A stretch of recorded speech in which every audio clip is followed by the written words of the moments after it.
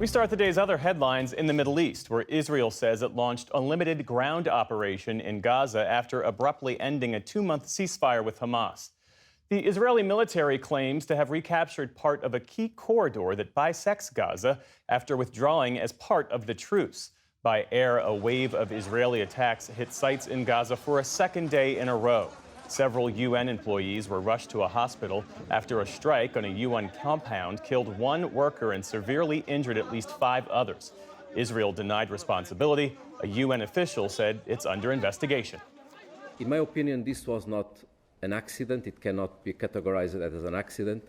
It is at least an incident. UN personnel and its premises must be protected by all sides.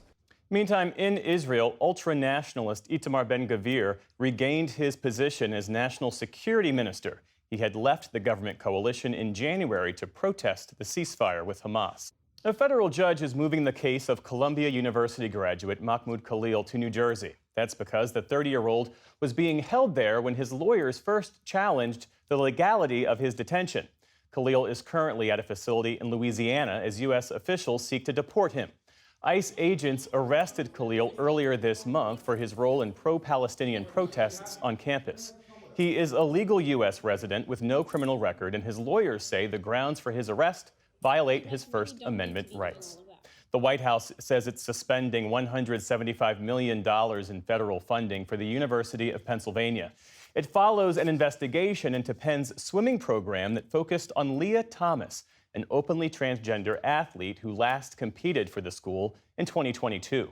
A Penn spokesperson says they have not received details of the action, but in a statement added, quote, "We have been in the past and remain today in full compliance with the regulations that apply to not only Penn, but all of our NCAA and Ivy League peer institutions." Penn joins Columbia University as the second Ivy League school to be targeted by the administration in the last 2 weeks. A jury in North Dakota found Greenpeace liable for defamation and other claims related to protests over the Dakota Access Pipeline. The environmental group must pay hundreds of millions of dollars to the Dallas-based Energy Transfer Company and its subsidiary Dakota Access. The lawsuit accuses Greenpeace of defamation, trespass, nuisance, and other acts during the 2016 and 2017 protests near the reservation of the Standing Rock Sioux tribe. Activists oppose the oil pipeline's construction as a risk to the local water supply. Greenpeace says its employees had little to no involvement in the protests. The Federal Reserve held its benchmark interest rate steady today for the second meeting in a row. But even as it projects slower economic growth, the central bank signaled it still expects to cut rates twice this year. At a news conference today, Fed Chair Jerome Powell called the outlook uncertain. He explicitly cited tariffs as a potential obstacle to the Fed's effort to bring inflation down to its 2% goal. Goods inflation moved up pretty significantly in the first 2 months of the year. Trying to track that back to actual tariff increases, given what was tariffed and what was not, very, very challenging. So some of it, the answer is clearly some of it. A good part of it is coming from tariffs.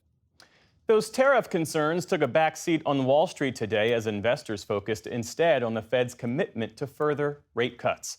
The Dow Jones Industrial Average added nearly 400 points on the day.